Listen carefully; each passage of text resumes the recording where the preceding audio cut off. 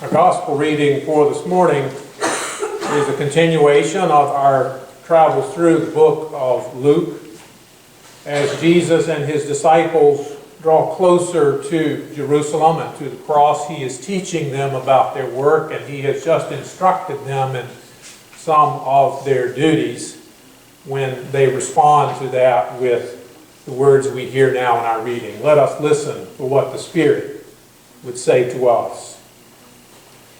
The apostles said to the Lord, "Increase our faith."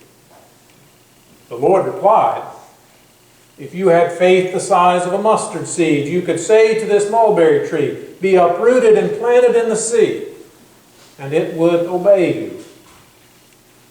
Who among you would say to your slave who has just come in from plowing or tending sheep in the field, 'Come here at once and take your place at the table'?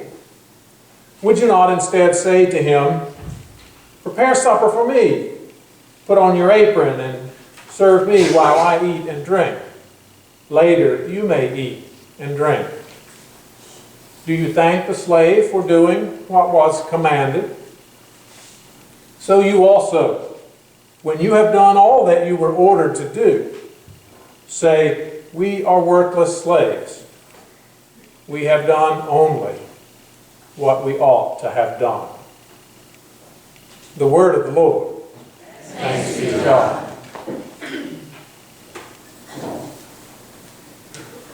How many of you believe in Jesus? I know that's sort of an odd way to start off a sermon at a worship service on Sunday, but play along with me. How many of you believe in Jesus? Raise your hand. Right? Pretty much everybody. Okay.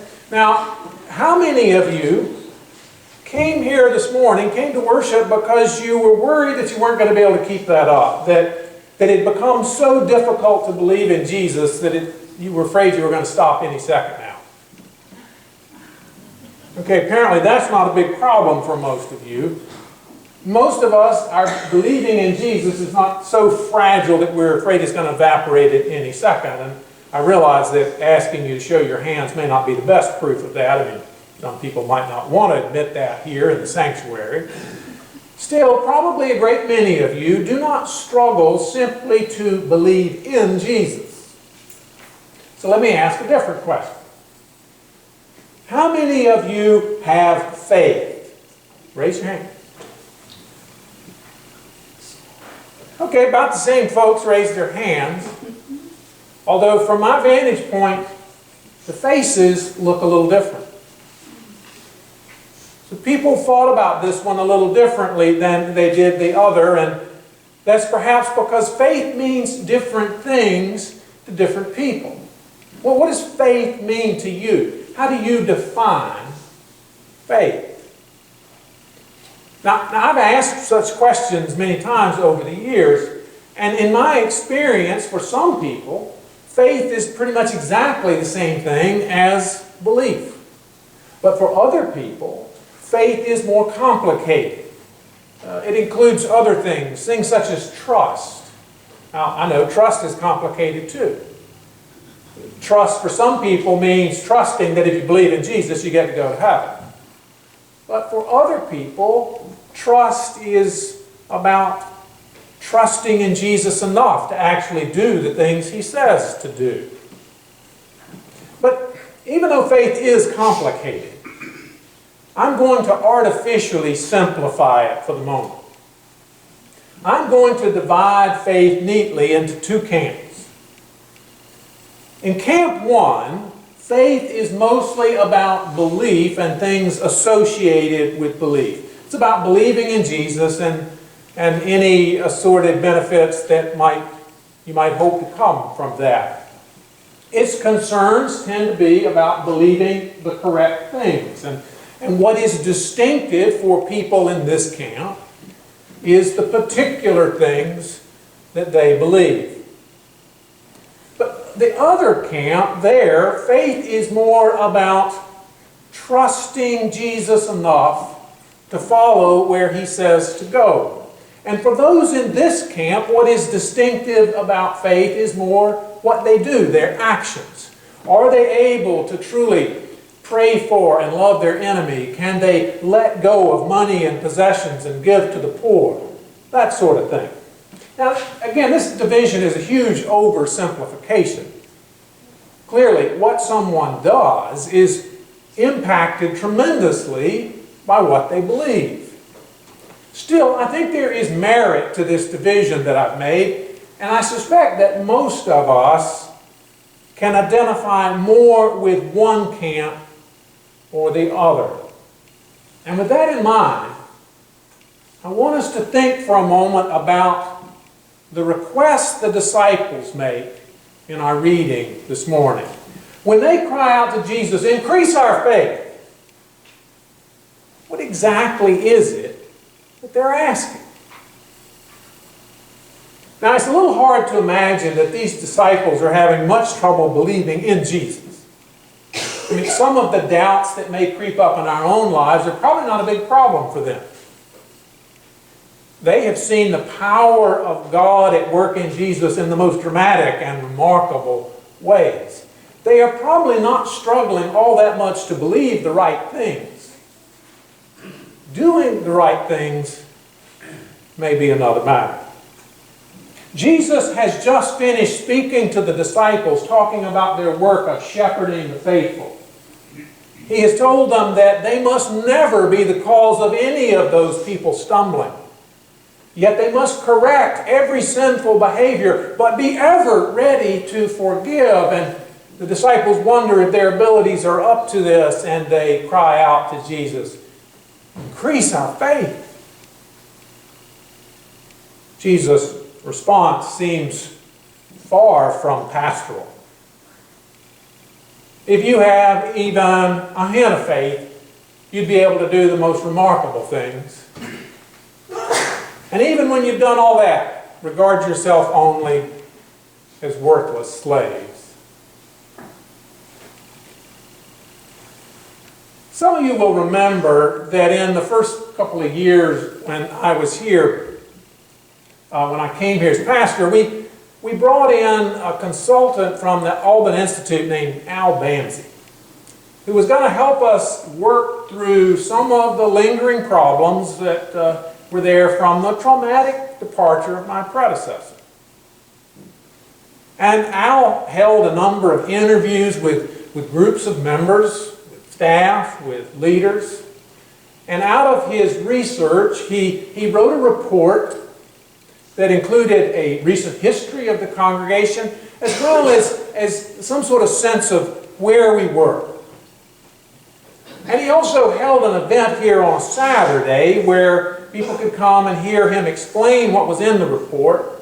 And he also wanted to work through any issues that might be keeping us from moving forward.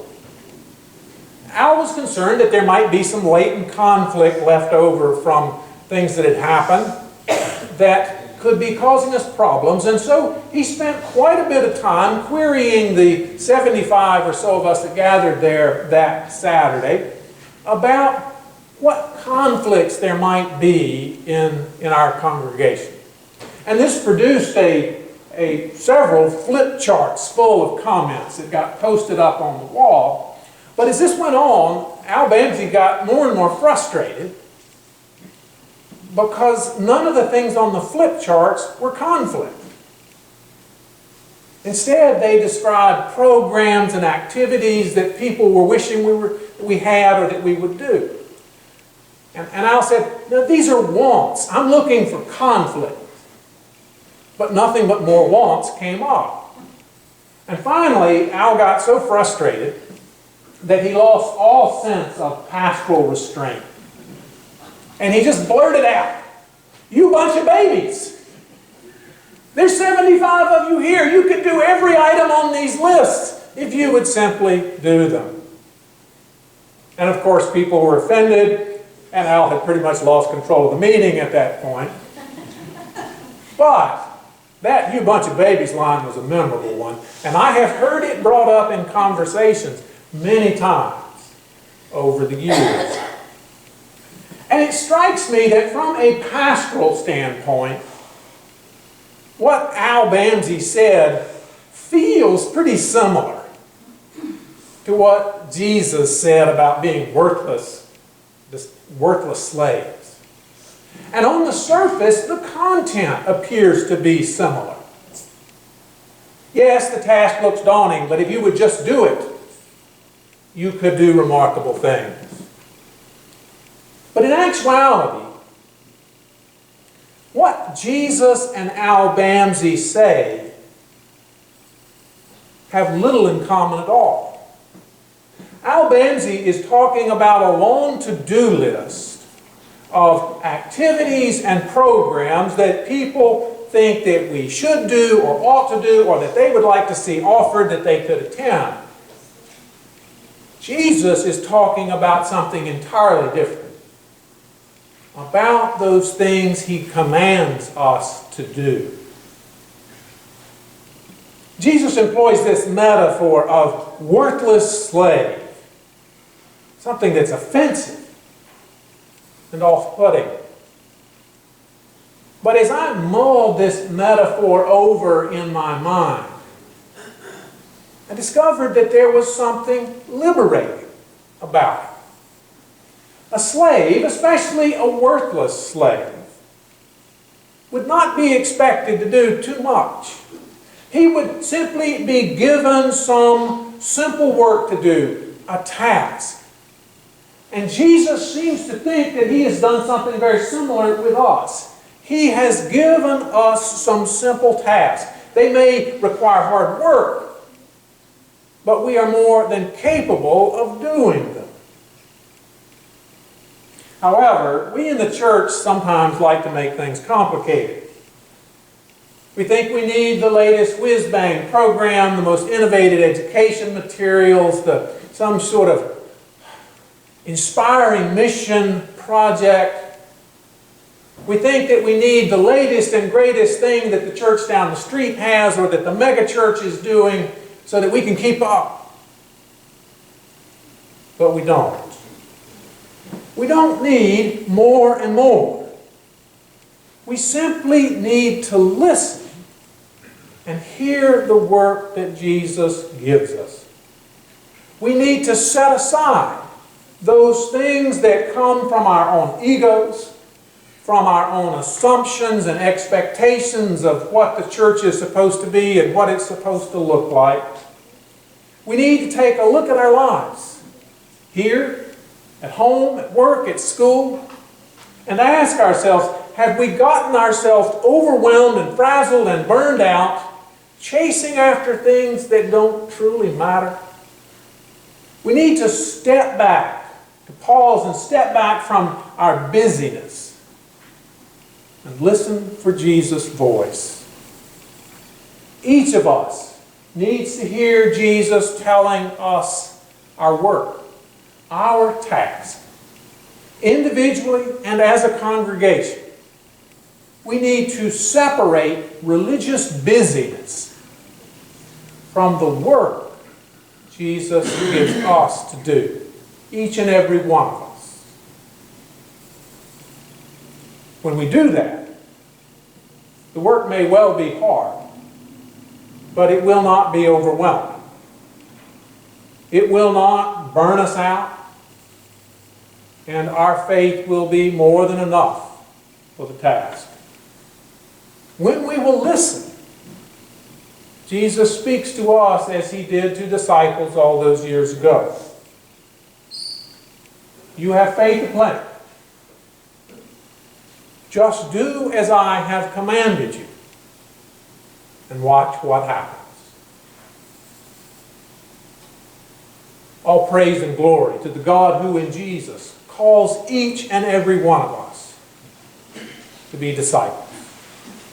Thanks be to God.